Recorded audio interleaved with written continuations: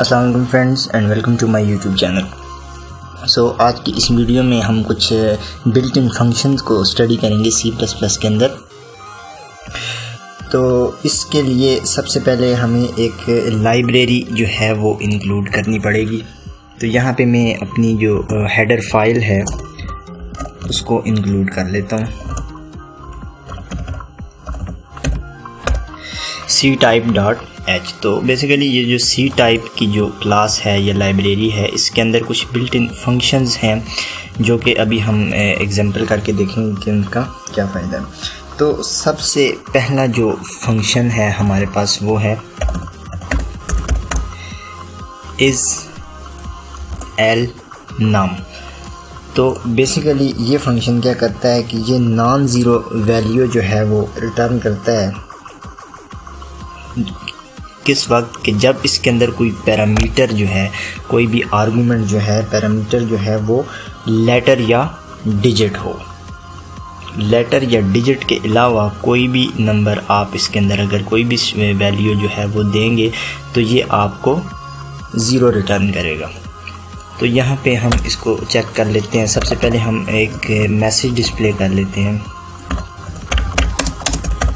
Inter a number.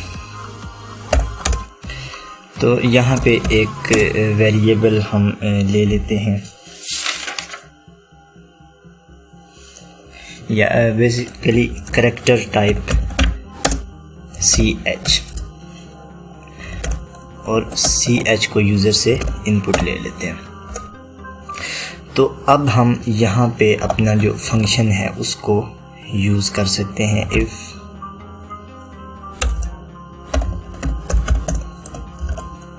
और जो अपना करैक्टर है वो इसके अंदर पेस्ट कर देते हैं। तो अगर तो ये नॉट इक्वल टू ज़ीरो है तो इट मीन्स कि ये जो करैक्टर हमने इंटर किया है ये कोई लेटर या डिजिट है।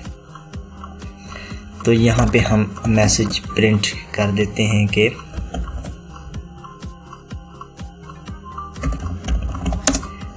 लेटर और डिजिट। तो इसको मैं सेव कर लेता हूँ। सेव करके हम इसको रन करके चेक कर लेते हैं।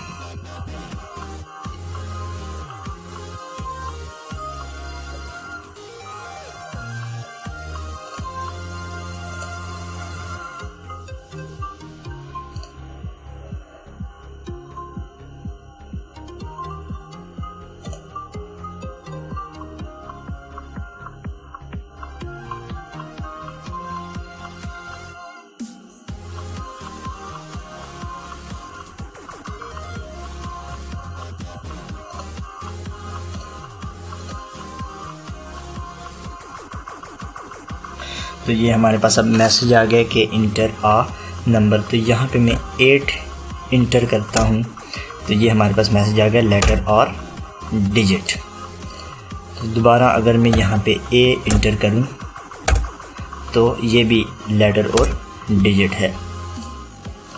इसके अलावा अगर मैं कोई सिंबल लेट्स से कि प्लस अगर मैं इंटर करूँ तो ये कोई मैसेज भी डिस्प्ले नहीं कर रहा। तो इट मीन्स के प्लस जो है वो लेटर या डिजिट नहीं है। तो इसी तरह और मुख्तलिफ फंक्शंस हैं हमारे पास C++ के अंदर। इज़ अल्फ़ा जो फंक्शन है हमारे पास, बेसिकली ये आप डॉक्यूमेंटेशन भी कहीं से देख सकते हैं। मैं अपने ब्लॉग पर भी ये जो सारे फंक्शन हैं इनकी डिस्क्रिप्शन और एक एग्जांपल जो है वो अपलोड कर लूँगा।